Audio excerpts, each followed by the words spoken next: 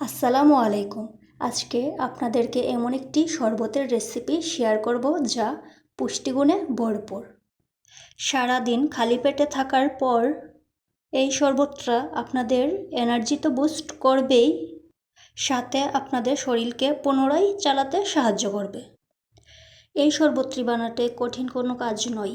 কয়েক জাতের বাদাম নেবেন, কিশমিশ নেবেন, এর সাথে আপনারা চাইলে বীজও মিক্সড করতে পারেন।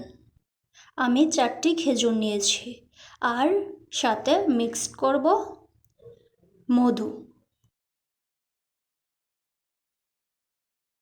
চিনি অ্যাভয়েড করে চলার চেষ্টা করবেন। মধু অথবা মিঠাই স্বাস্থ্যের জন্য খুবই উপকার। মধু অ্যাড করা হয়ে গেলে অ্যাড করে নেব দই।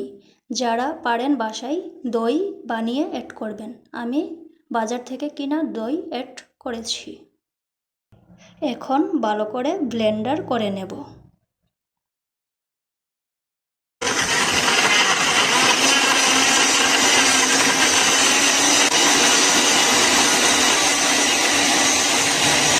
বেশি যেন গাঢ় না হয় তাই অল্প একটু পানি অ্যাড করে নিয়েছি।